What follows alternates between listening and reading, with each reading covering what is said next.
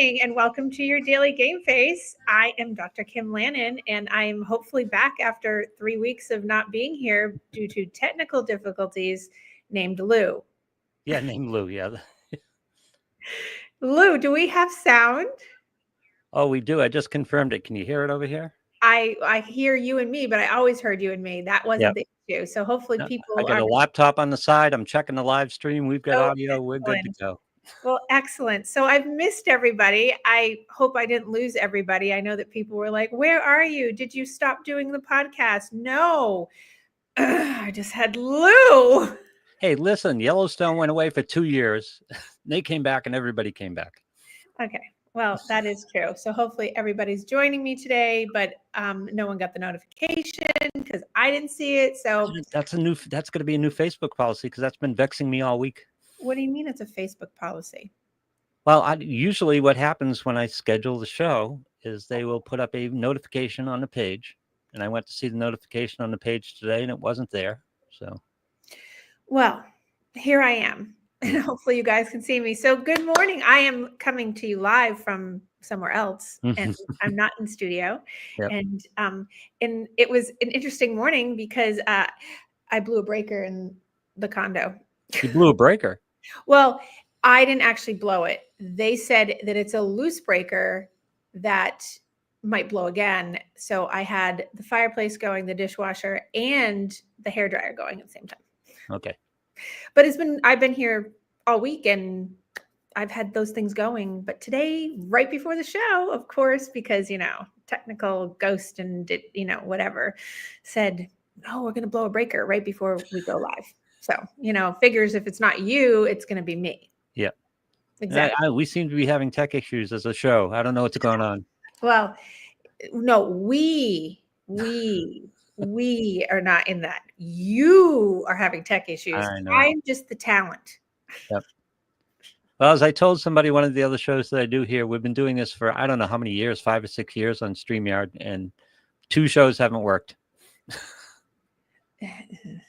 It just happened to be mine. I know, but it's just enough of a, this is anxiety, right? It's just enough of a sample. The fact that it's possible creates all kinds of anxiety among people like myself who like things to work, right? Yes. And we never identified the problem, so I don't know. And StreamYard isn't talking to us, so it's L. No, I'm not the problem. Well, I don't know. 3 weeks in a row of well, it's 3 weeks in a row of no show on top of 8 weeks of the show having problems. Well, yeah, just relatively minor problems up until the sound thing started. Tomato, still a problem, nonetheless. But anyway, I think it was more stress for you than it was for me. So hopefully, I mean, other than people just saying, where have you been? So here I am. Yep. And we have so many. So I had all these shows like geared up and going. And now I'm behind in my schedule of what I usually talk about. And so here we are. It's the day before Thanksgiving. And I have to fit it all in to talk about the stuff about the holidays. And I have to talk about stuff in general because, we have psychological things going on. And so. Thanksgiving angst, right? Well, it's the holiday angst. Remember the singer Andy Williams. People that are older will know Andy Williams, or if you listen to Christmas music, you'll know who Andy Williams is. He memorialized the winter holidays as the most wonderful time of the year in his very similarly titled song. He was Mariah Carey before Mariah Carey. He was Mariah Carey in the 1960s, and he has that line, parties for hosting and marshmallows for toasting and caroling out in the snow. By the way, it is snowing where I am. It is not, is it? Oh, it is. It's been, well, yesterday it was sleeting and freezing rain and they shut the highways to where I am down. Wow. Yes. It's going to be a tough storm up there, right? You're going to get some snow.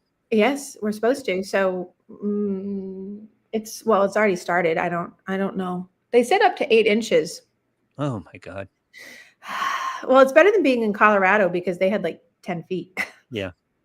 But anyway, but for many people, that song and the holidays, is a challenging time of year because it compels one to be of good cheer. I'm quoting all the lines from the song, because for many people, it's a very impossible task. By the way, I might get interrupted. If I do, we're just going to pause the show and Pause the show. Yeah, I just got interrupted. Hold 1 second.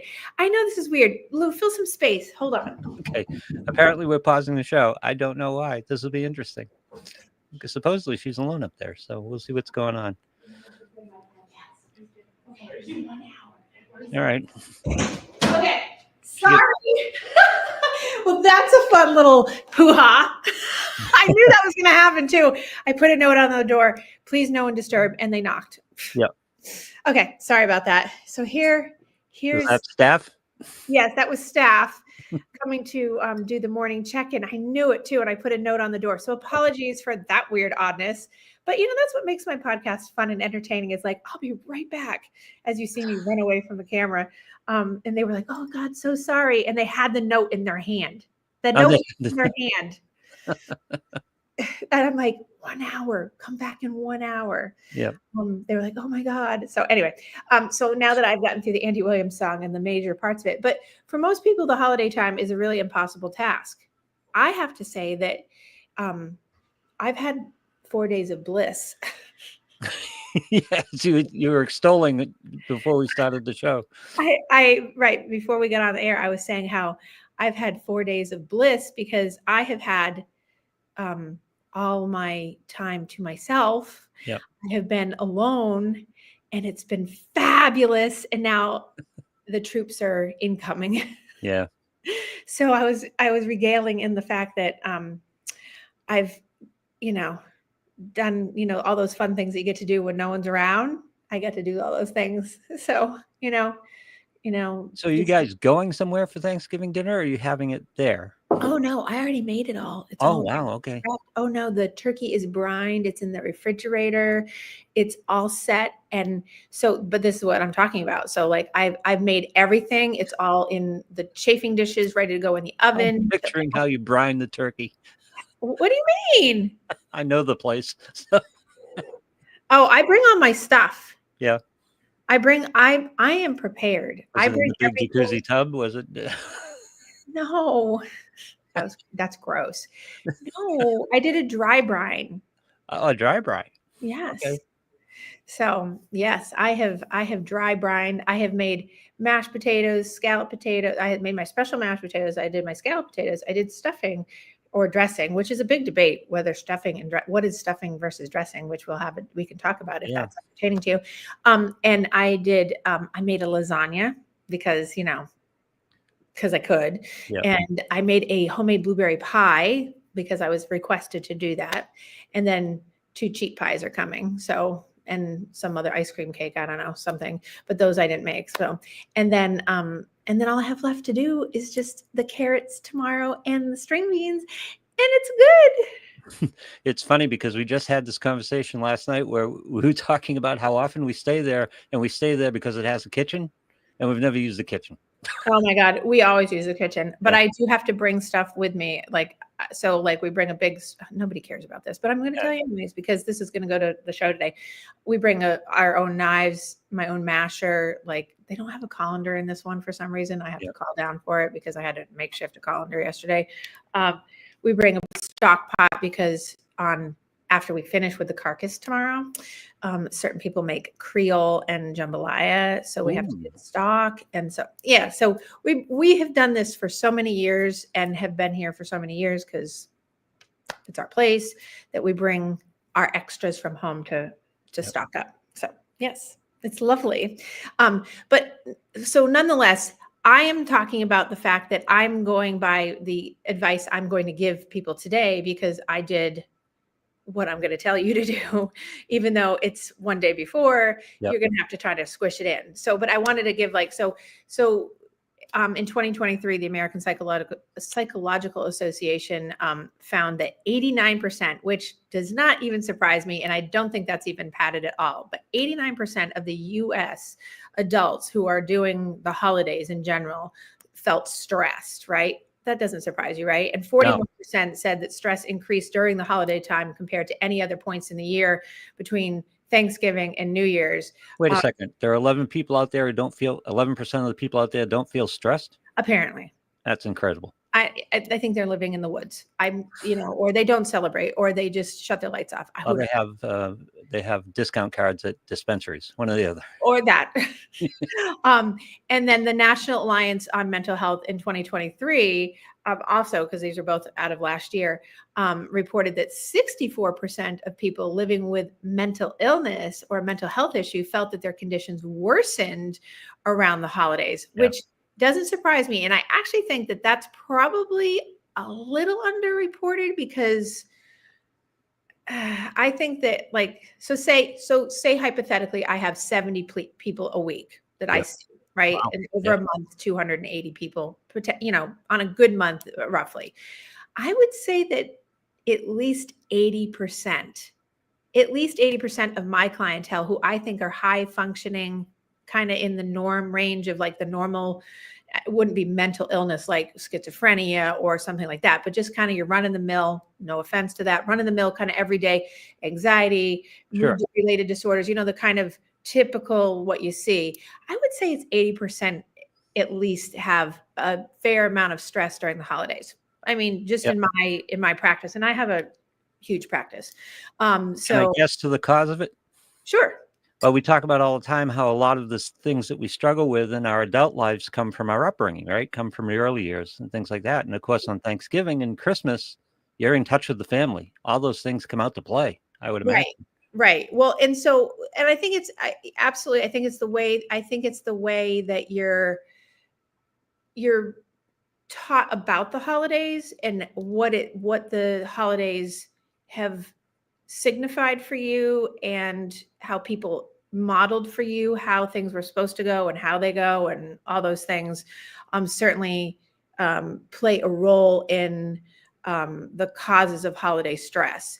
But it stems from, not to blame anybody, because people always go, oh, blame your parents.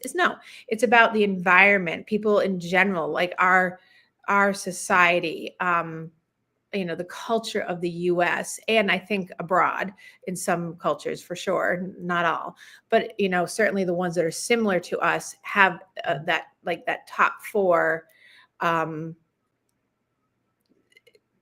qualities of like what happens to people.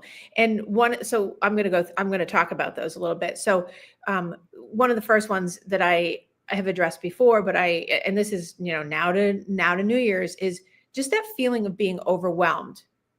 Like, there's no better word. It's just you're overwhelmed. Some people say it's like a generalized being overwhelmed, but it's really that overwhelmed as an intense, all-encompassing feeling that things are way too much to handle, whether it's emotionally, mentally, spiritually. It happens when we think we can't cope with the demands of the life that's being placed on us, or the demands that we're perceiving that we're placing on ourselves, because, like, going back to what you said about growing up years, we come up with a narrative and a perception of how things are supposed to be.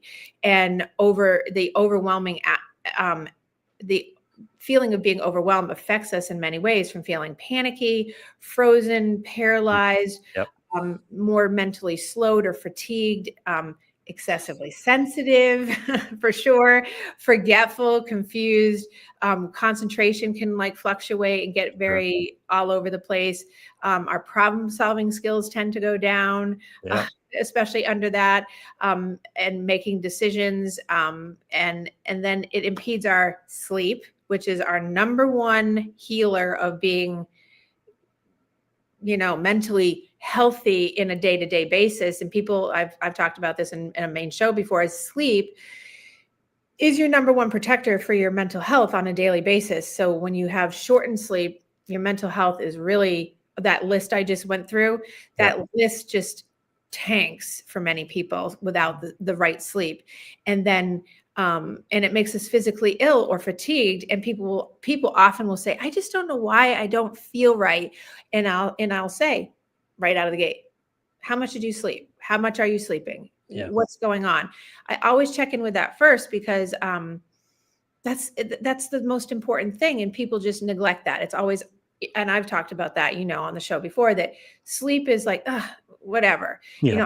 I'm just anxious. And it's like, well, yeah, but you're anxious because you go to bed at 2 or 3 in the morning, and then you get up at 7 or 8, and you're also up 3 times, and so on and so forth. So anecdotally for myself, I can say that, I have a 19-and-a-half-year-old Bengal cat. Wow. And she's my love. And, I know, so, 19. Wow. hey, No, don't jinx anything. no, I'm happily surprised. Oh, well, thank you. Are you happily surprised that my cat and not a dog has made it to 19 years old? I'm happily surprised. Yes. 'Cause I know how much your cats mean to you. Thank you. She's my child. You want 2 more? No. Lou. Lou, Yep. I hope everybody that's listening comes down on Lou for that comment. Your cats are beautiful. Yeah, they are. You're just an ornery old fart. I've been called worse. And you can take that home to Janet and tell her I said so. Yeah, she'll agree.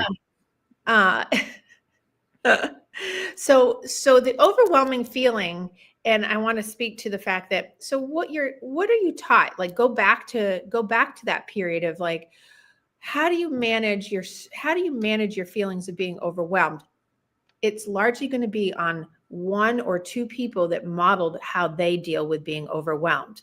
I can certainly say that I grew up in a household where one parent was like, "What?" at the holidays, and the other parent was like, "No big deal," and like so laid back that we're surprised that he showed up.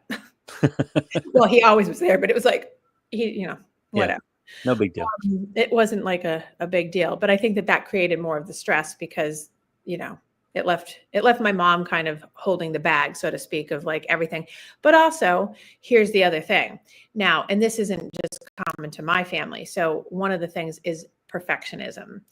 People have this piece of holidays have to be perfect. Now, I think that the trend has changed a little bit, not a lot, because if you watch all the decorating shows and all the holiday, food shows, and you have to make all these things. Like I just said, I brined a turkey. By the way, it literally took me 10 minutes because I'm so quick at this, right? Because I practice what I preach on this is that, I'm at a place where I'm not going to be setting a huge, beautiful table like I would at my house, obviously. But, it's really not about that. It's about like, hey, being together and finding the value of like, what is the day about? But the perfectionism piece for most people is one of the underlying pieces of why people get so overwhelmed because, it's never good enough. And that sits under the seat of it. It's, when will it be good enough? How much is good enough? Do you have, your normal dinner? Here's normal dinner. You have a protein, maybe a vegetable or 2, and a starch, right? Yep. So make it really simple. Now, I said I made all these things. Well, I had time, which normally I don't, but I had time. If you have time and you don't have any constraints on you, you're going to be less overwhelmed. But most people don't have that. And this was a luxury for me to have this year.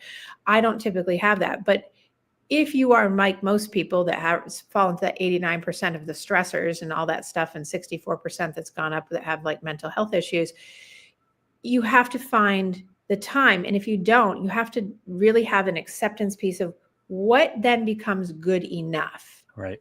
And then I get a lot of feedback from certain clients and certain people that will say, well, why is it, I don't want to settle for mediocrity or nothing mediocre. It's just about why can't you just do something nice? And it doesn't have to be this, glitzy over the top thing. But many people are raised with the glitzy over the top has to be really exceptional and over the top.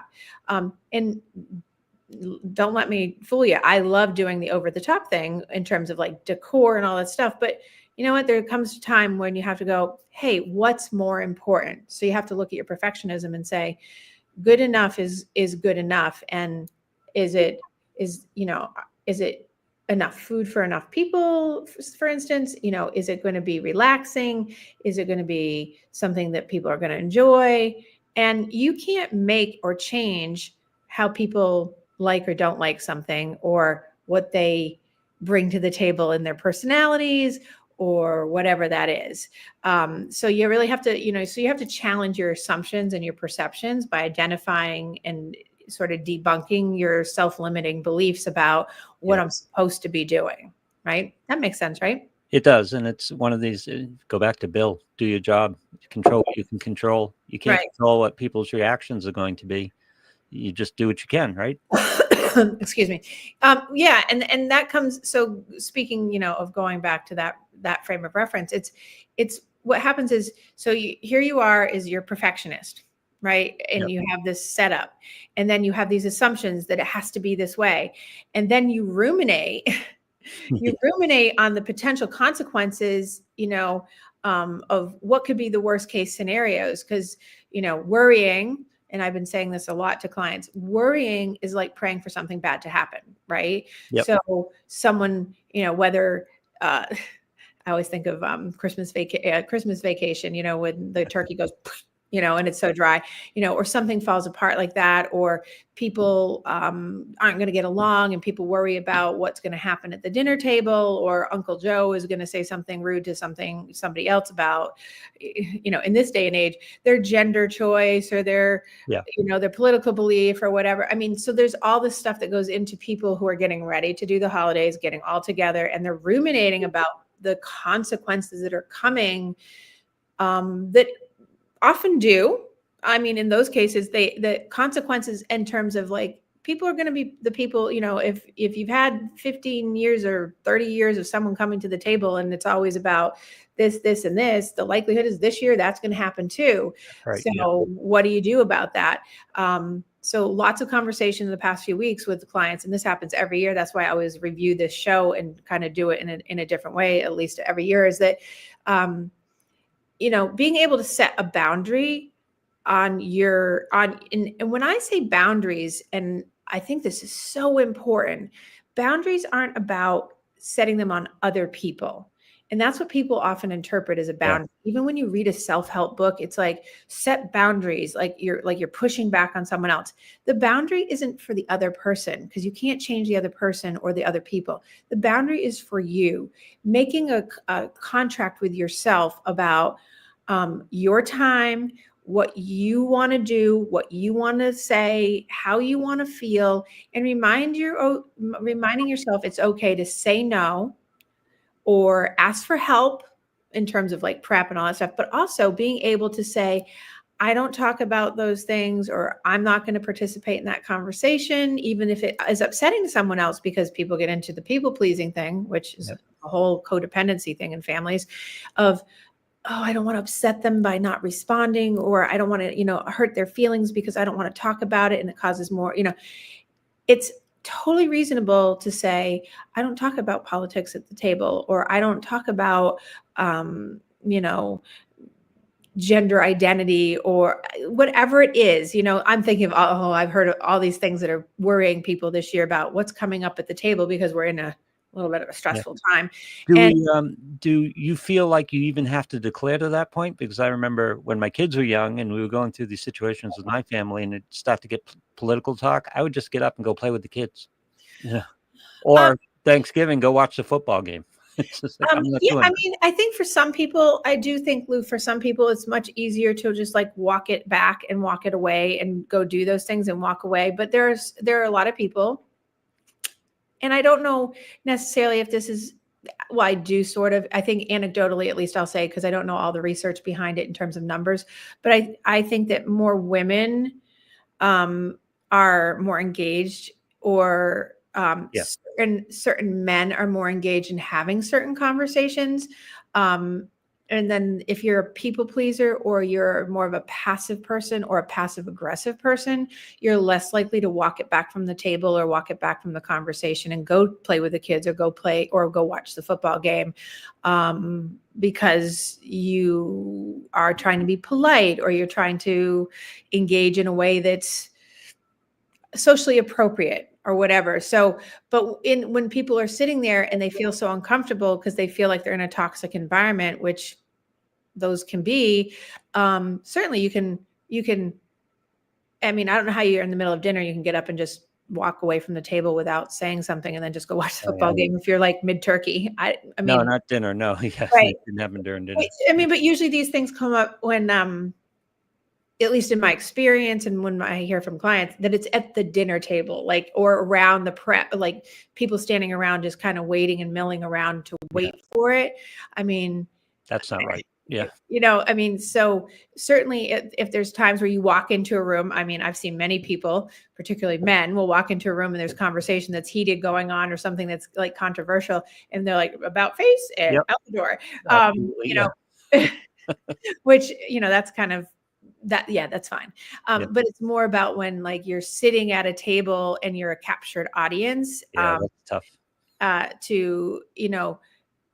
This is about training yourself to sit with uncertainty and sit with the ambiguity of sitting uncomfortably with something without feeling compelled to have to change it or fix it or make people feel better. Yeah.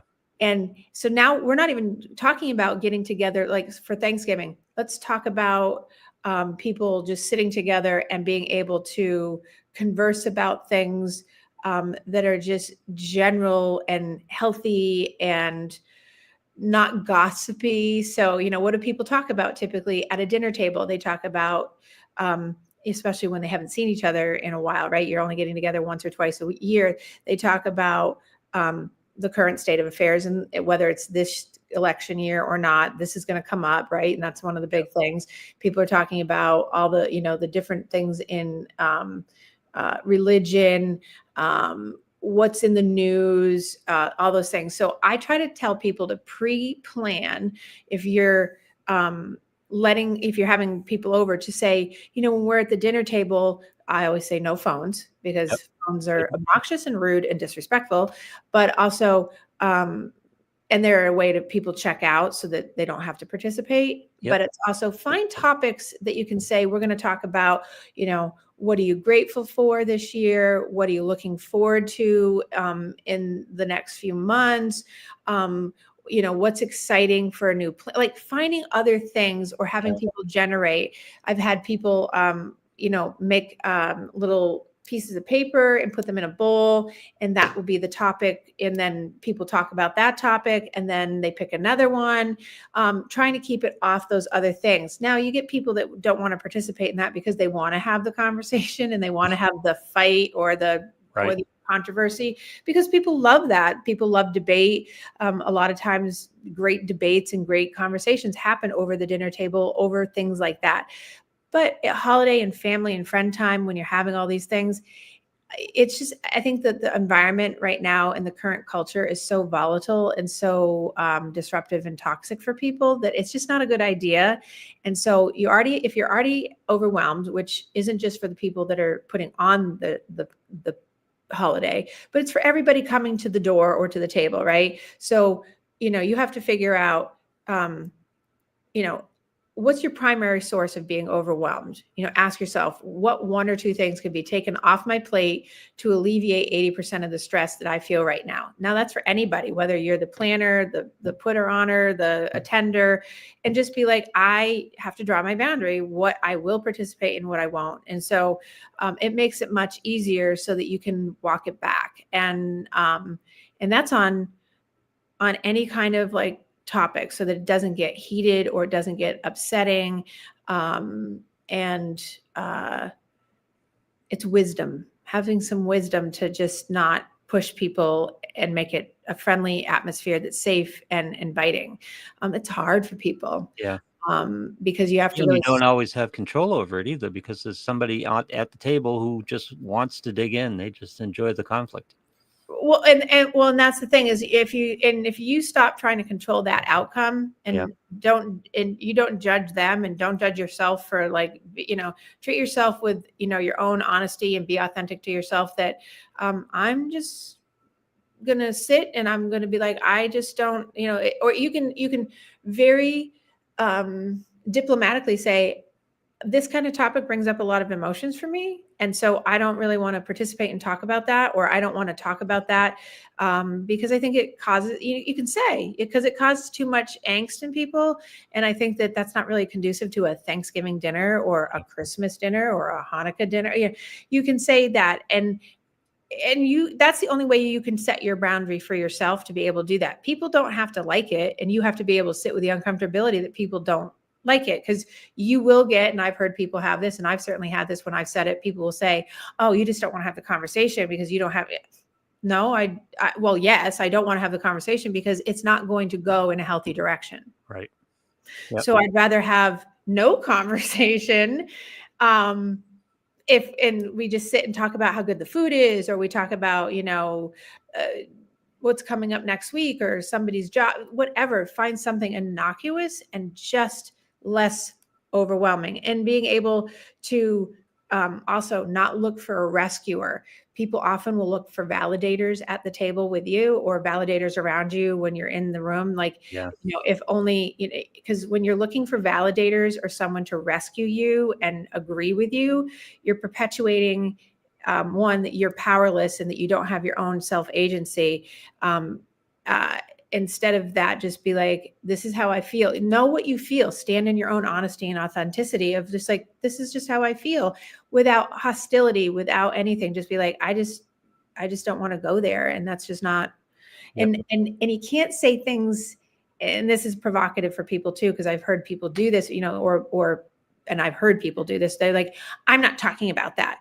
When you say it that way, right, or you're just instigating, and which makes people more provocatively want to talk to you about it, because now they know that they've gotten under your skin, and now it's sort of a game. Yep, exactly. It becomes a game. So not healthy. Hold, I'm having a little sip of water. It's funny, what I'm learning later in life is how many people just really covet conflict. I mean, I spend all my time trying to avoid it, but there is a majority of the people just want it. They're just looking for it. And why is that psychologically? Why do you think people do that? Because they want self-validation. They want to be able to build their ego by putting other people down and imposing their will. So that's a very big part of it. And it's not necessarily conscious. It's not something that people are doing maliciously. It's sort of a pattern in human nature that people look for things so that it's, it stirs the pot to get a conversation going, but inevitably it does a lot of damage, and it's just not worthwhile. I often sit with a couple people on a weekly basis that we have a conversation that there's a pot stir, and I love him to death, but he and I have a very good rapport about, I'll be like, now remember, I would say, now remember, if you're going to go there, you know that I'm going to have conversation, and we don't really want to go there. So I'll keep holding that. We don't really want to go there. We don't really, and he'll be like, but I want to say one thing. And I'll be like, you can say the one thing, but we're not talking about it. And so but it's funny, because then it becomes fun instead of, because I don't engage it. And so he knows that. And so it becomes fun instead of it. Well, but he's not looking for the conflict. That's the thing. You can have these conversations without conflict. If you just want to have the conversation, if the conversation is about the conversation as opposed to the conflict, you can have it, and you can have fun, and you can have useful conversations. Exactly. Too many people want the conflict. Right. And that's why I think it's so important to have like a sense of self-agency. And if people don't know what I mean by self-agency, is being able to stand in your own belief, your own honesty. Instead of authenticity, your own honesty of like, this isn't worthwhile, and friendship isn't worthwhile to lose over a conflict like this. There was lots of debate, which we didn't get a chance to talk about on the show because the show wasn't working. So just saying. But there was a lot of conflict after, in the last 3 weeks that I didn't have a show. Yep. Just saying again, that, people were worried about, and not even just worried, but, I've had a lot of people that have gone their separate ways since the election this year. And I, I'd be remiss to avoid this topic in that way. But, people have been like, well, I'm not sitting at a table with that person, and I'm not, and I was asked about that right after, like a week after the election, by someone, by two people actually, about like, what do you think of that? And that people are, ostracizing. And I said, you know what, people have to be able to do whatever they need to do to feel okay for themselves. And you have to respect it, as long as people aren't being disrespectful. You don't have to respect it, but I would say you respect people from where they're coming from. If people say, I don't want to be sitting at a table with someone that made me feel this way, then they don't have to. How about instead of respect, how about accept? We'll go to acceptance. Yes. Yeah. Well, but I think there's a certain level of respect too, Sure. because I don't think it's just acceptance like carte blanche. I think it's a respect of people are entitled to have a feeling and a thought and choose what makes them feel comfortable. Like, I liken it to, little kids shouldn't be forced to sit on Uncle Bob's lap at Christmas time, and give them a hug and a kiss just because it's socially appropriate. Right. And I teach parents that if your child says no, or you say to your kid, oh, give Aunt Sally a kiss and Uncle Bob a hug and sit, no. How about if, if a little kid, if I say high five to a little kid and they say no, I don't go, why not? Oh, you're going to hurt my feelings. Like, it's that whole thing. It's like, there's a no, and a 5-year-old is allowed to say no, just like a 50-year-old is allowed to say, I don't want to sit at a table that made me feel with those people like shit, period. By the way, that's a good self-agency lesson early on. Yes. Self-agency. If they say, no, I'm not going to do this, obviously in reasonable situations, you can allow them to have the self-agency, say, okay, I appreciate that. Right. I mean, there's a level of like, you say hello. And so go back to little kids. So this is where it starts, right? Self-agency, to be able to say no to like your body, or to have someone interfere in your bubble of 3, your 3-foot rule that I call it, of someone being forced to show affection or give affection or do something like that. That is not an okay thing. Like, that you have to show up, particularly females, like, oh, give Uncle Bob a hug, or I'm just picking on names and nobody in particular, or give Auntie, whoever a kiss. Like, no, like if someone says, hey, give me a hug, and the kid says, no, I don't want to do that, that's okay. That's not disrespectful. And people, that's a socialized thing into like forcing people, particularly females, into a position where they're not allowed to say no. And that sort of starts some of that cycle where we're at the dinner table and you don't feel like you can have a voice to say, no, I don't agree. No, like it sets it up for that, both for boys and girls. Particularly gender. I mean, the gender studies are very clear that females have this much more than men, as a problem. And we're socialized into not being able to say no. And when we do say no, then we're being bitchy. Whereas if a guy says no, it means that he has a sense of himself and all these things. Bullshit. That's bullshit psychologically. So it's the same thing as if you don't want to go to a table this year and you don't want to sit with someone that you feel has been, whatever, or that you just don't have the bandwidth for it, then just don't do it. And you don't have to make a big deal out of it. It's just no is no. No is a full sentence with a period or an exclamation point sometimes, but it's just no. And it doesn't have to be a big thing like, oh, someone said no. And it's like, how can you do that? It's like, well, I'm not comfortable with that, so I don't want to be that in with that. And that's okay. You're allowed to do that, but you just have to give yourself permission. People do get caught up in the whole worry that, well, mom will be mad or dad will be mad or the aunt, whoever will be upset because, it's rude or disrespectful. It's not rude and disrespectful if you don't want to do something because it's offensive to you or it's hurtful to you or you feel very strongly about it. As long as you're doing it in a polite, meaning like healthy way, not polite like sucking up, but polite, like, I'm going to bow out this year. I'm just not in a space to be able to sit and do that because I know it's going to come up and it doesn't make me feel comfortable, period. It's about being able to sit in a space of I'm doing the right thing for me. And that's the boundary. That's your boundary, right? But people are very, there's a lot of debate going on about like, oh, can you believe that person said, they wouldn't have them for dinner, or they've been disinvited and things like that. People have the prerogative to do that. And that's just the way it is. People have the prerogative to say, I didn't like the way that went down. I'm thinking of a personal example, like right now, like I didn't like something that happened a month and a half ago. Yeah. And I was very much about, until that person can really mature and have some wisdom over time, and myself and a couple other people felt the same way about a situation, we're not going to be around that person. They're very aware of that, and they have chosen not to step up and do the right thing. Right. And I have nothing, and it's not I just chose that they just won't be around me. And that's the way it is. Along with a couple other people, it's like, nope, it's just not happening. And that's a them issue, not a me issue. That's okay. That's not the issue. That's the thing. Understand that's okay. Accept that that's okay. Exactly. And people like, oh, but that's, I'm like, not my issue. That's a them issue, and it's not cold or being mean. It's all in how you either deliver it or how you stand in your authenticity of like, I will not allow myself to be treated in a certain way that I do not appreciate or like or feel respected in. And I won't, if I can have agency for someone else to not be put in that position and I can protect other people from that, I'm going to do that. Yep.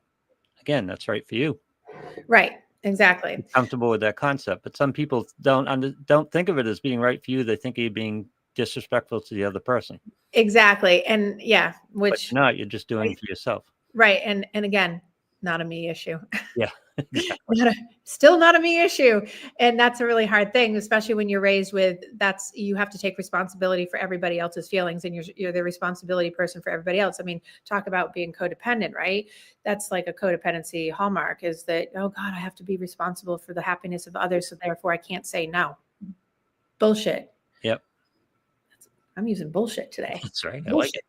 I like it. Okay. So let's move along just for a second, because I want to make sure I get to a couple other points in this, is because we're going to talk about the holidays and stuff in general over in whatever. Social isolation and loneliness. So this is right, like on the heels of what I'm saying, right? So when you decide maybe you're not going to be with people, or you're only going to be with limited people.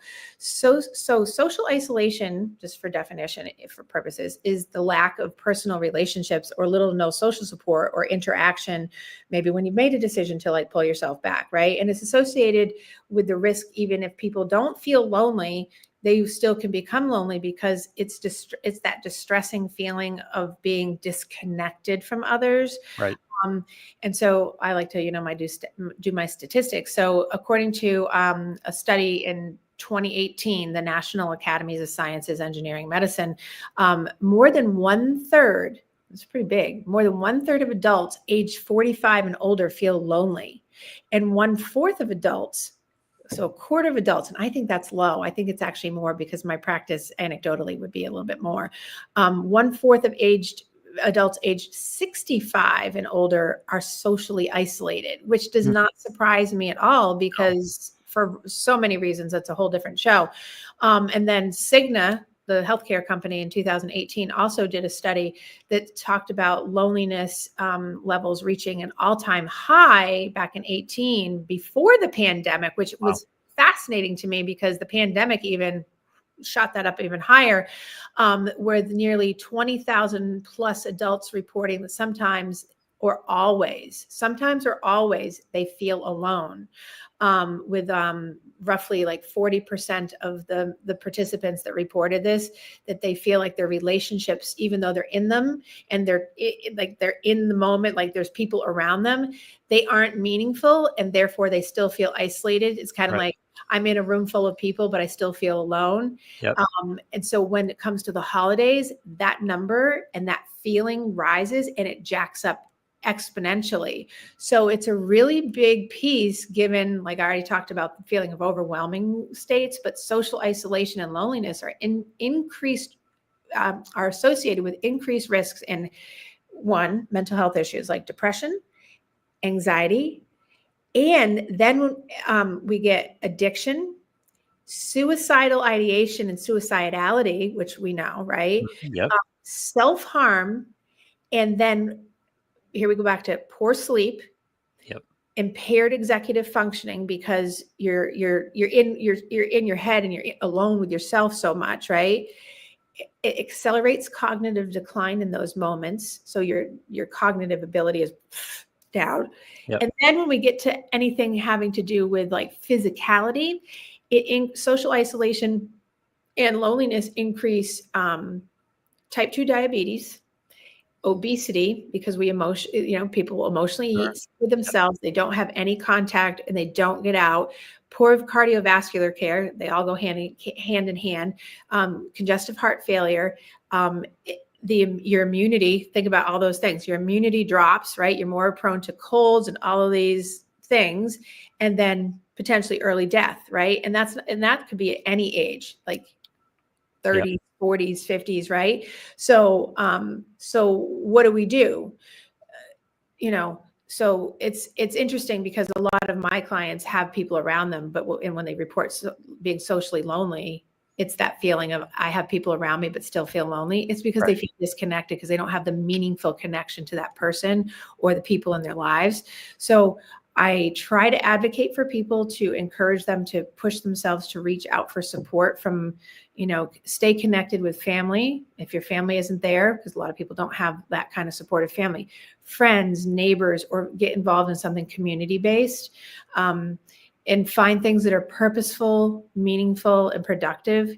I love volunteering. We've talked about this many times, volunteer, especially on a holiday. If you're going to be more alone, do some volunteering or restart, working in like some community thing, take an online class, take something in person, engage in something that's going to be productive, that makes you feel connected.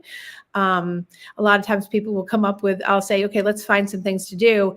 And they'll come up with things that are socially isolating. Like, they'll take a piano lesson. That's okay. That's with one person. It's not, yep. Try to get people to join like Pilates, bar class, yoga, meditation, things that are appropriate for the person, but they are a community. And I'm like, you don't have to talk to everybody, but it's just a sense of being in a universal shared experience with someone where you can feel that. Use different kind of technology so you can stay involved communication wise. That's why online classes or join a forum or something, so you have that. And I'm not talking about social media and just gossiping on Facebook. I'm talking about really getting involved. Now, one of the best things, and we started off the show a little bit with this, is having a companion. Pets make great companions. Yeah. Pets are connectors. A dog, a cat, a bunny, a ferret, a guinea pig, a snake, but they're, a rat. I had a wonderful rat in college. His name was Smokey. He was probably, next to my cats, he's probably one of the most loving creatures I've ever had in my life. He was lovely. God rest his soul. He died of cancer. But I had him for 5-6 years, and he was awesome. He was like a dog in a little rat body, and he just followed me around. He slept with me. I mean, he was just awesome. I know people are like, ugh, but whatever, to each your own. I had a couple of rats. They were great. They were great. Oh pets. my God, they're just amazing. Hamsters, not so much. I had hamsters, and they just bite you and chew and pee on you, and they're cute, but not.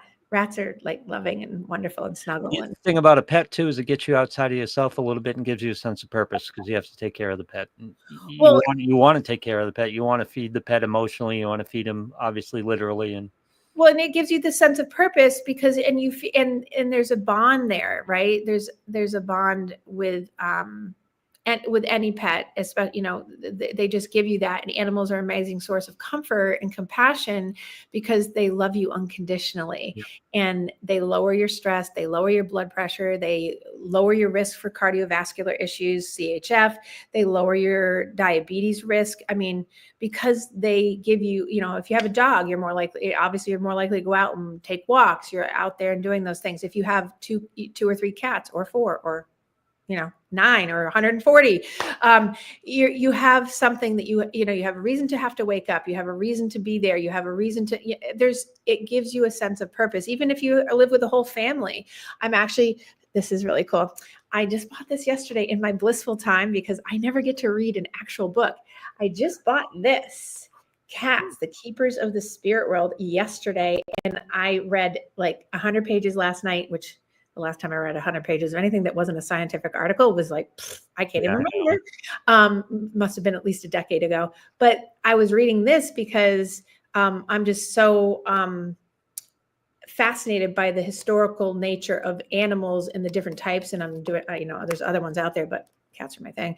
But just how we're so spiritually and spiritual, not religiously, but spiritually connected for millions of years with certain animals, and how much they bring to your life in terms of loneliness and connection, and how much they bond with you. So finding a hobby related to that, getting into understanding more about that would be really great for your loneliness.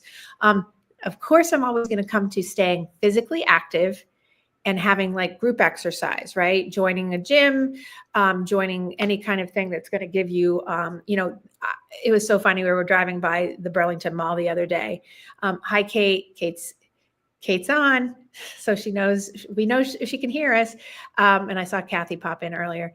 But staying physically active, we were driving by the Burlington Mall here in Massachusetts last weekend, and it was way before the mall opened, and there were tons of cars, but it wasn't open time. And I said, oh, those are the walkers. Yeah. So there's a walker group that's, since I've lived in Massachusetts, that mall has been, because it's a huge mall, they have morning walking groups. I think they have them all through the day, but the morning walking group is huge.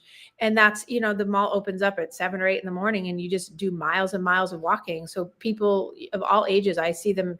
I've gone in like right when it's opening time, because I exercise anyway, so I don't need to go to the mall, but I'll see tons of walkers finishing up their walk, and they've been there for 2 or 3 hours just walking and drinking their coffee and talking. And what a great way. And there's other places like that. So being able to move and stay active and being community-based, you find that. And it's, even if you don't talk to everybody, but you see the same faces, and every morning they're like, good morning, Joe, or good morning, Sally, or whatever. It's like, oh my God, that gives that sense of non-loneliness, because it feels connected. A lot of people, I have several clients that are very heavily faith-based, and they do like tons of faith-based organizational things where they deepen their spirituality. They do community service. There's lots of, the Universalist Church, the Catholic Church, pretty much most churches do, but if you have something of a preference, those are great places to find that, because there's women's groups, men's groups, there's combined groups, there's kids programs, to give you that sense of connection and community. And shared experience. It's so important. Right. So if you do any one of those things or all of those things, it certainly can up your game in terms of that. And especially during the holidays, if you could maybe make a commitment to yourself to start doing that and then carry it into the new year. Another piece that I was going to focus on a couple of weeks ago when I didn't have a show, Lou, was that still going, huh? Yeah. I'm going to milk this one forever. Is that when we often talk about like the New Year's resolution thing coming up, and like people wait till January 1st. Yeah. October is really a time to really start your motors. Don't wait till January 1st. There's no wait till Monday. I'll start next Friday. Today, stay in today. Start today. There's no reason. Now we're in November. But start today. Join a cause. Get involved in your community. Join an exercise class. Join a walking group. Get an online community. Take whatever it is, because then you have this ability to stop waiting for your life to happen to you, so that you have connection. Because the thing about the 65-year-old plus group that I talked about a few minutes ago is that when people are 65 and older, and this has been since I started my career almost 30 years ago, it's not really changed at all about the fact that once people hit that retirement sort of range, if they've been working, men and women both, but particularly men, if they've had no real connection outside of their work and their identity has been work, and they retire, or they're ramping down from what they've done, their only sense of community and connection was, even if they weren't friends with people at work, was work. Once that happens, that they start coming home and they're doing less, and they don't have anything set up like hobbies and gym and volunteer positions and travel or whatever the thing is, the death mortality rate is rapid. like the death rate goes, and that's why women tend to live longer than men. One of the reasons is because they're more socially connected than men are. And that's one of the reasons. And we've all seen that and projected that when we look at somebody and go, wow, it's going to be tough for him when he retires because he's just driven by his work, right? Right. And and it's not necessarily the work that drives people, because doing this in psychology for so long is the work, it can drive people. It's mostly because people have a purpose. Yes. They have a sense of purpose, whether it's getting up, it's structure and purpose every single day. And when we're down to death of self again, right? That's the identity. The identity is who they are at work and what their purpose is at work. Right, exactly. So that leads me to the next point, which is depression, right? So we're talking about, this is a very depressing time of year for people, Thanksgiving to New Year's. And I've talked about this in years gone by, but it's a range, it's a continuum of like negative feelings that's very affecting to how people think and feel and act.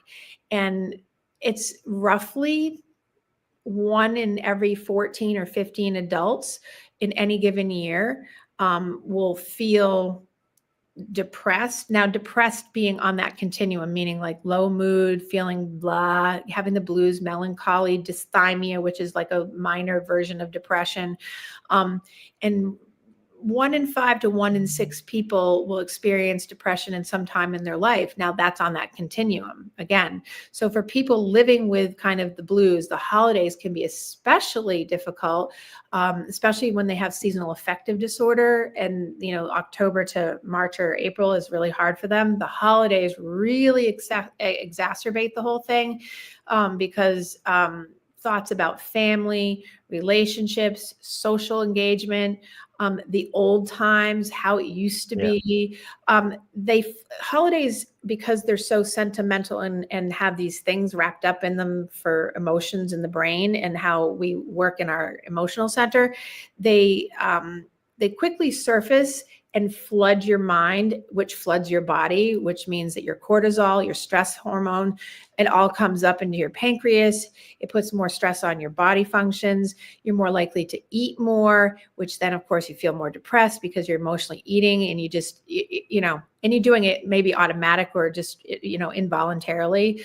But because all that stuff surfaces and floods the body and the mind, it becomes painful for people. And then if they have issues in the dynamics of their family or those connections I talked about, or perfectionism and feeling overwhelmed, the holidays raise that expectation of spending time with family that may be already a stressor, that may make people already feel down. And that goes back to, well, there's fears of rearing up conflict, and that's difficult for them to navigate, especially when they're lowered in their executive functioning and their cognitive ability to keep up, because there's so much extra strain between that Thanksgiving, put them in July, maybe they handle it way better, but we now have this window of time where maybe now people are mood swings, right? The energy level goes down, loss of interest or pleasure. I have a couple of clients that always say this: I hate this time of year. It kills me. It's miserable. I don't like spending time with people. I don't want to see my family. It never goes well. Like it's this ruminating thing. And, changes in appetite. Yeah. It's what? It spirals.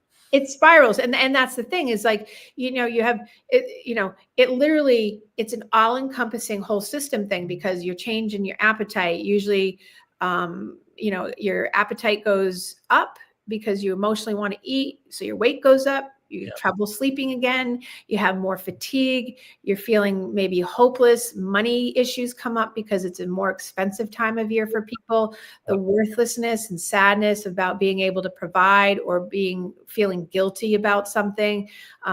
It just all comes up. And then when you add in like seasonal affective disorder for people in the Northwest and the Northeast, for instance, that type of depression just intensifies the whole effect, because it's really a downtime for people. And I have, again, a couple clients that always say, I just can't wait to get past January 1st, because then that holiday time kind of brings them back to their normal baseline of just Right. feeling normal blah, right?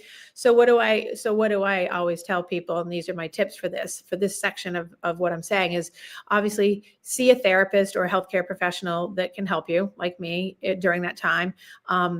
Stay active and get outdoors. Start early. Don't start, in January. Start now. Start now. Start now. Start now. Stay connected as much as you can with somebody, at least one person, maybe a couple. Monitor your relationships. Set good boundaries. Again, this is the same thing for like your holiday stuff.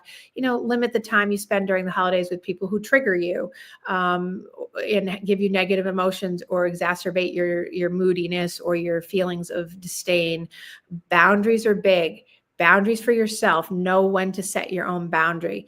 Obviously, I'm a big person on this, and you can look at this in any of the research. Eating healthy and clean promotes a positive state of internal physical being. Yep. Make you feel less depressed. So, don't drink more than you usually do for alcohol, even though people are more inclined during the holidays to rev that up. That's not going to help you. And then that goes right to the sleep. Here's the cycle.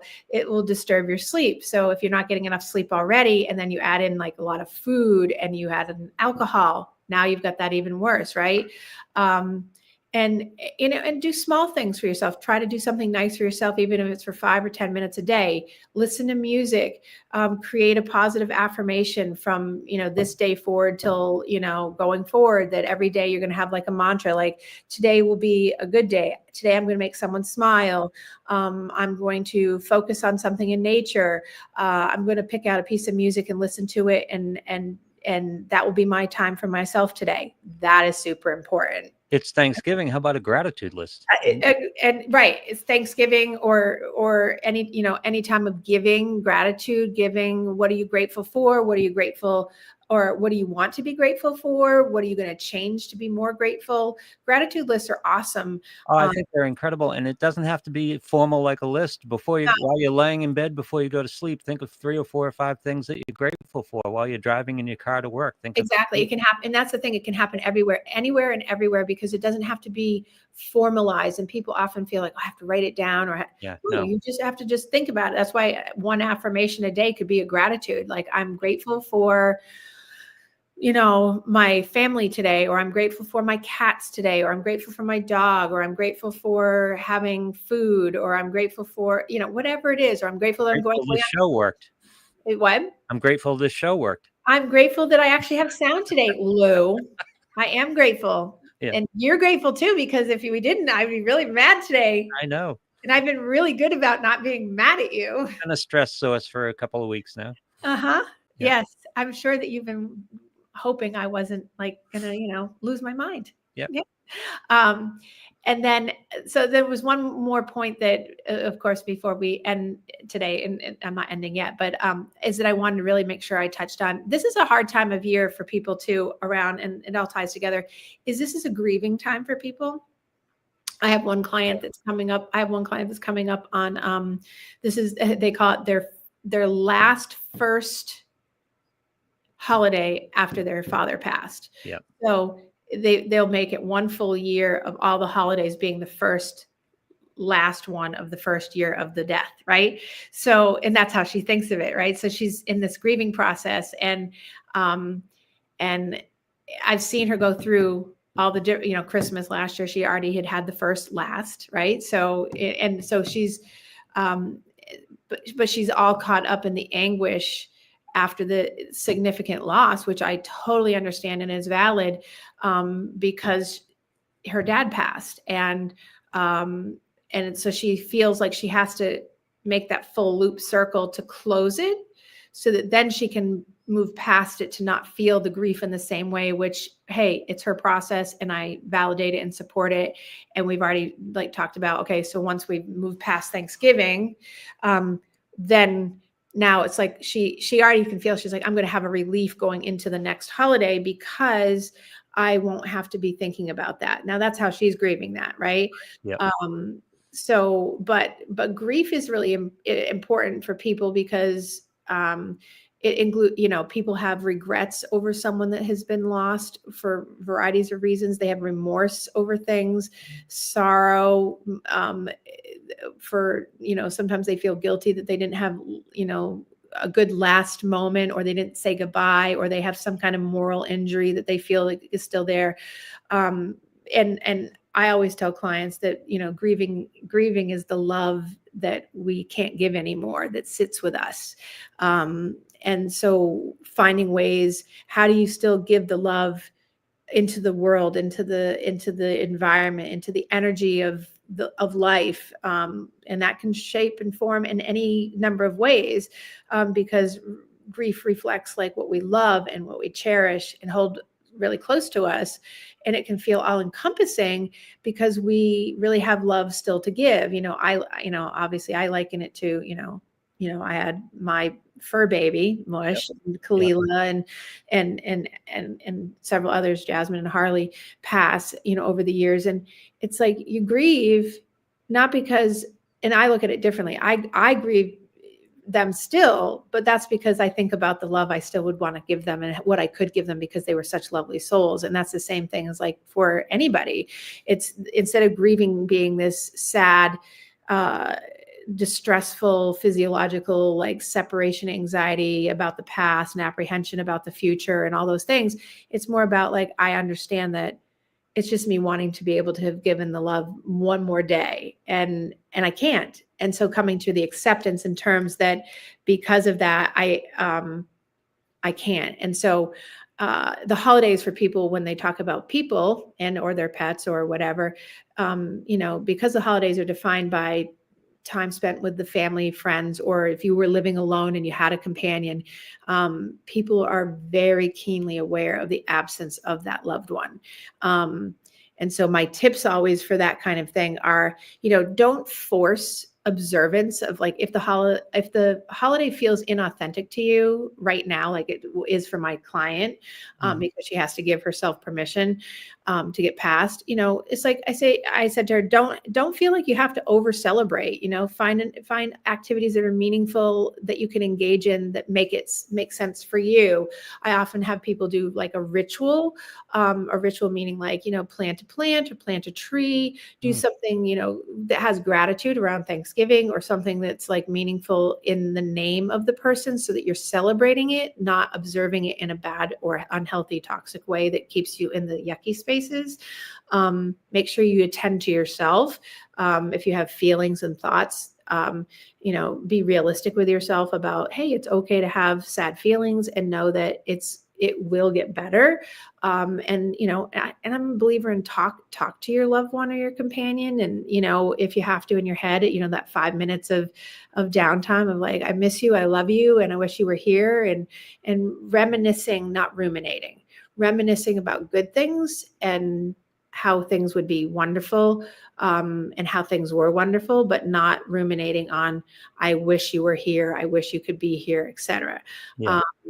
That's being kind to yourself, be able to process your difficult emotions by being honest with yourself that, of course I miss this person, or of course I miss this thing.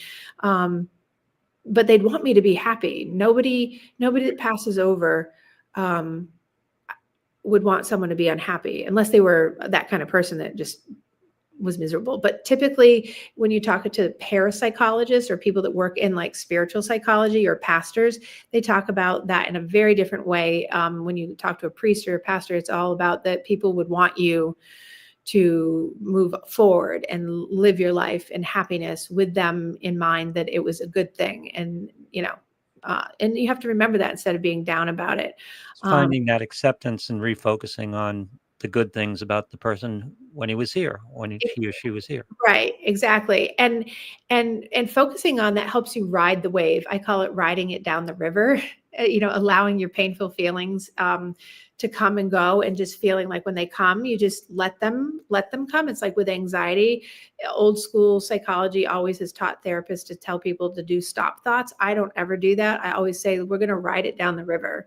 We're just going to let it ride. It's going to accept that it's there, and we're going to just let it ride down the river.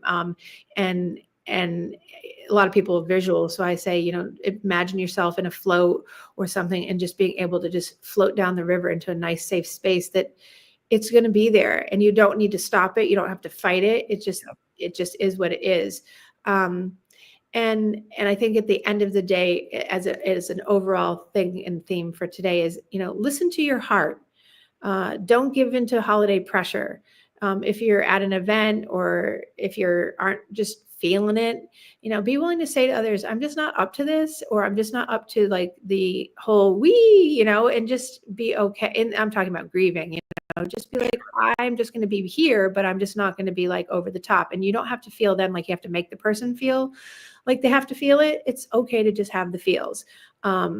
Because the holidays are often seen as like we have to be happy and upbeat and brimming with love and celebration and good cheer and gratitude and all these things. But when someone isn't feeling particularly like cheery, people by nature will double down on their lack of cheeriness and their sadness, and then they'll become even more like into that holiday bluesy thing. So and listen to a podcast, listen to an uplifting podcast, listen to this podcast, finding ways, because I gave tips on all these things from grief to depression to loneliness and to being overwhelmed today. Just the tips of how to get through that. And you can also, if you don't want to see a therapist or you don't want to do that, find a life coach. Not quite the same thing, or read something on how to hold on to or build resiliency around loss or being overwhelmed and stressed, or how to build trust in oneself, or something like that that's healthy during the holidays, so that you can have like tips like that when you're not necessarily listening to something like this. So that is my story for today going into the holidays. I'd have lots more to say about don't overstuff yourself tomorrow, because you'll feel sick. Make sure you try to pregame like before you eat like 17,000 calories. Try to eat, try to eat a little bit in the morning so you're not like starving. And people say, I'm going to save up all my calories for dinner, and then they gorge, and then they're sick as a dog, and they've slammed in 10,000 calories. Because remember, a typical average Thanksgiving dinner can rack up 6,000 or 7,000 calories in a sitting, and that's double your daily allowance, sometimes triple. That's amazing. Of how to actually do that. We went over that last year. I'm still stunned by that. I'm still impacted by last year's show. Exactly. Well, that's good. So, hey, everyone get out there, like do a turkey trot tomorrow, or go out and do like a 3-mile walk before you do something. If it's snowing like it was here, but now it's not, I'm looking out the window. It stopped snowing and becomes sunny because we're supposed to get a blizzard, but whatever. Get out there, do a turkey trot tomorrow, get out there, walk your dog, walk your cat, walk your husband, walk your wife. I don't know. That works. Yep. But do that, and and certainly have something in the morning for breakfast. Don't sit around and eat cinnamon rolls and all the stuff because it's a holiday, just because remember all the things I just went through, that's just going to make it worse. Yep. So anyway, I will be back live with sound, hopefully next week in studio, because Lou will have it right and fixed. Right, Lou? Oh yeah, as much as I have control over it. Lou, I'm so grateful for you. Thank you. I'm grateful for you too. Anyway, you guys, hopefully this show was helpful today. I really crammed in a lot today on those 4 topics around like kind of getting yourself together with being overwhelmed, not lonely, not depressed, and not grieving, and gave you some tips for all of that. But you guys have a fantastic holiday. Happy Thanksgiving for everyone who celebrates. And thank you all for listening and coming back. And don't abandon me. Don't abandon me because Lou can't get the sound right. Please. You guys have a great week, and I will see you next week.